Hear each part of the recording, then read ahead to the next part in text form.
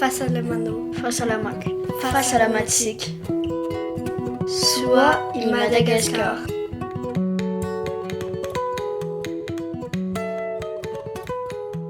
Faly miarahaba anao indray tonga eto amin'ny fandaharana ny fahasalamana atolotry ny onjam-peo soa i Madagasikara.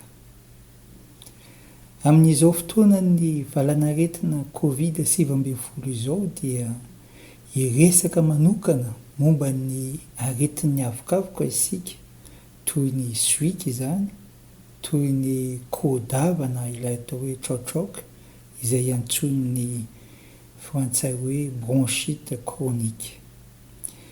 Izy ireo dia somary marefo amin'ity valanaretina Covid-19 ity, ary raha sanatria ka marary n'io virus io dia mety haneho endrika mahery vaika ka mety mahafaty aingana izany. Inona ary ny azo atao?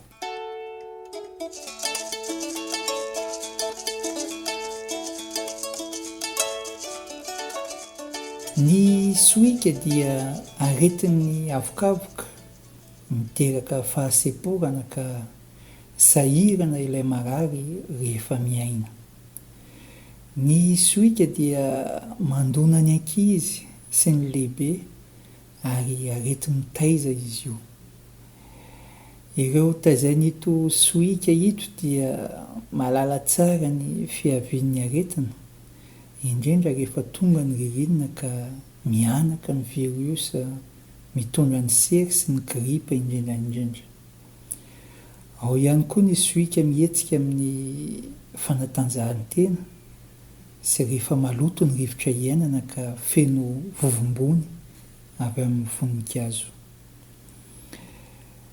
Ny marary ny soika matetika dia mampiasa ventoline, trohana rehefa mihetsika ilay aretina. Matetika koa izy ireo dia mampiasa corticoïde isan'andro mba hitsinjovana sy hiadiana amin'ny fietsehan'ny soika. Marina fa mbola betsaka ny matin'ny soika na dia amin'ireo firenena mandroso sy manan-karena azy.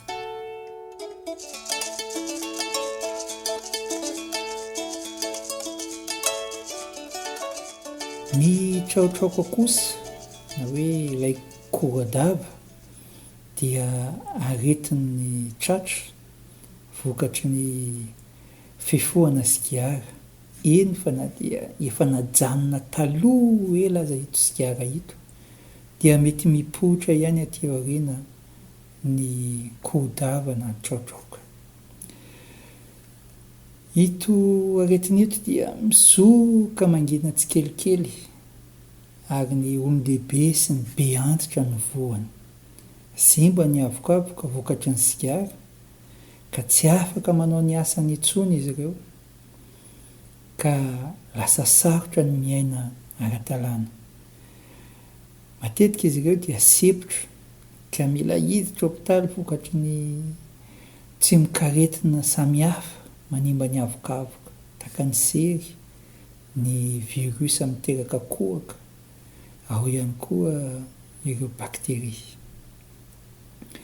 Ito aretin'ito dia iray ihany ny fanafodiny. Iray ihany ny fanafodiny. Dia ny tsy manandrana mifoka sigara izany. Ny ventoline sy ny corticoïde ihany koa dia ampiasaina mba hanamaivanana ny aretina.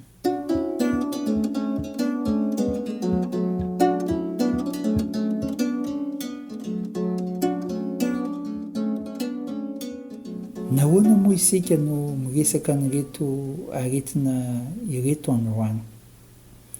Ny Covid-19 dia aretina mandona ny taovam-pisefoana. Ireto aretina voatanisa ireto anefa dia aretin'ny avokavoka. Ny faharoa dia betsaka ny teny nandeha teto sy teroa hoe tokony tsy hampiasa corticoïde amin'izao fotoana ny valanaretina Covid-19 izao satria manalefaka amin'ny fiarovany vatana hoany izany. Maro ireo toromarika navoaka ny fikambanan'ny mpitsabo, indrindra ireo mpitsabo avokavoka, izay azontsika ho fehezina tsotra ho anankiray dia izao: ireo taizan'ny aretina soika, ireo mikodava vokatry ny sigara dia tsy maintsy manohy ny fitsaboana azy andavanandro ka mila mampiasa corticoïde raha ilainy izany. Noho izany tsy azo ajanona ny corticoïde tompoko raha ohatra ka nomena anao izany. Manohy ihany koa izy ireo ho an'ny fisorohana ny aretina, izany hoe ny soika sy ny traotraoka, ambony ny fisorohana ny fianaky ny Covid-19. Izany hoe manao fanatanjahantena antonony, manadio trano matetika ary manokatra ny varavarankeliny isa-maraina.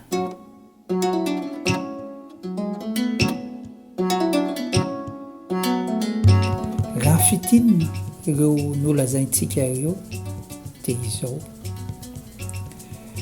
ireo mitsabo tena momba ny soika sy ny traotraoka vokatry ny fifohana sigara tompoko dia mila manohy ny corticoïde sy ny ventoline raha toa ka izay ny fanafodiny andavanandro.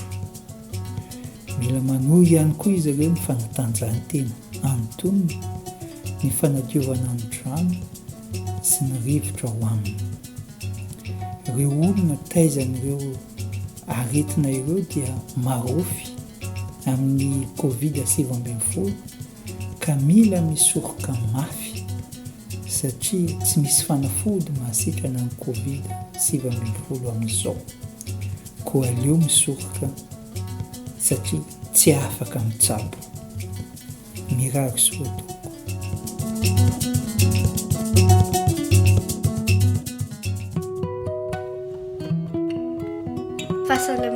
Fahasalamaka. Fahasalamatsika. Soa i Madagasikara.